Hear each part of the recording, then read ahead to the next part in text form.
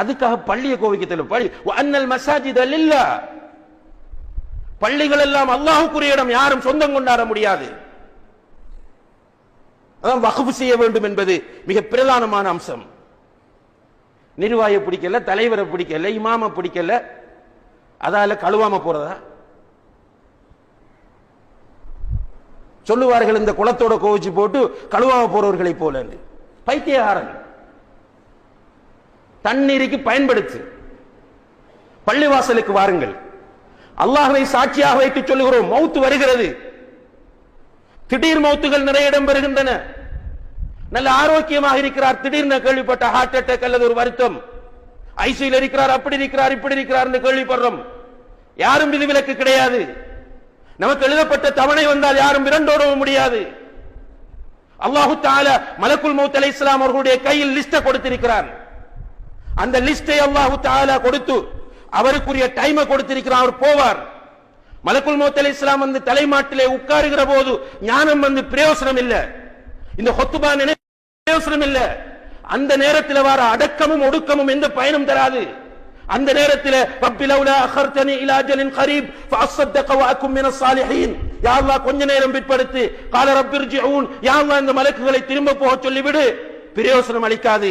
இதா ஜா அஜலுஹும் லா, அதாவது ஒரு ஆத்மாவுக்குரிய தவணை வந்து விட்டால் ஒரு நொடி, ஒரு செகண்ட் அவர்கள் முற்படுத்தப்பட மாட்டார்கள், பிற்படுத்தப்பட மாட்டார்கள்.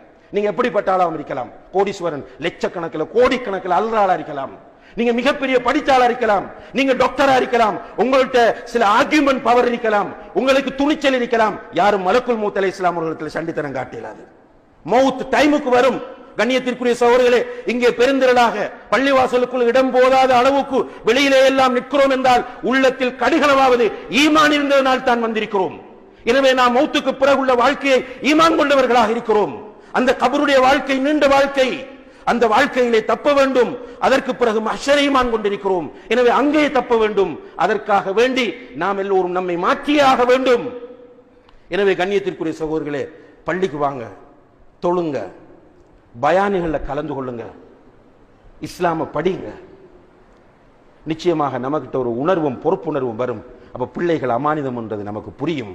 அந்த நேரத்தில் நம்ம எல்லாரும், நான் என்ற பிள்ளைகளை பாதுகாத்தா ஊர்ல 2 இளைஞன் தப்புறான், இப்படி ஊராக்கள் நம்மட பிள்ளைகளை பாதுகாத்துட்டோம் என்றால் ஊர் மாறிடும். அல்ஹம்துலில்லாஹ்.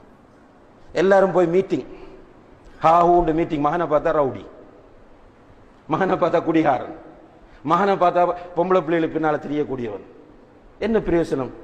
எல்லாரும் மாறி கேட்க, உண்ட மகனே உனக்கு மாத்த எழுதில்லை, நீஞ்சு வந்து பெரிய சத்தம். கடைசியில் நான் மௌனமாக வாயடைச்சு போய் நிற்க வேண்டிய நிலை. எனவே கண்ணியத்திற்குரிய சகோதரர்களே, அல்லாஹ்வின் நல்லடியார்களே, இன்றைய இந்த மோசமான நிலைக்கு காரணம் நாம் எல்லோரும் சடவாத சிந்தனைகளுக்குள் சிக்கியிருப்பது. ஆன்மீகத்தை அதிகப்படுத்த வேண்டும். ஆன்மீகத்தை அதிகப்படுத்துறதுக்கு முதல் ஸ்டெப், எல்லாரும் பள்ளிக்கு வர வேண்டும். 5 நேரமும் ஜமாத்தோடு தொழக்கூடிய அந்த நிலைப்பாட்டை எடுத்தோமாக இருந்தால் இன்ஷா அல்லாஹ் நம்முடைய உள்ளத்தில் நிறைய நல்ல மாற்றங்கள் ஏற்படும், அதை உணர முடியும். அதே போன்று நம்முடைய சிந்தனையில் மாற்றம் ஏற்படும். நாம் ஒரு நல்ல திசையை நோக்கி செல்லலாம். நம்முடைய பிள்ளைகளையும் நல்ல திசையை நோக்கி நாம் நகர்த்தலாம். எல்லாம் வல்ல அல்லாஹு தஆலா அப்படியான ஒரு நல்ல பாக்கியத்தை நாம் எல்லோருக்கும் தந்தருள்வானாக. வ ஆகிரு தஅவானா அனில் ஹம்துலில்லாஹி ரப்பில் ஆலமீன்.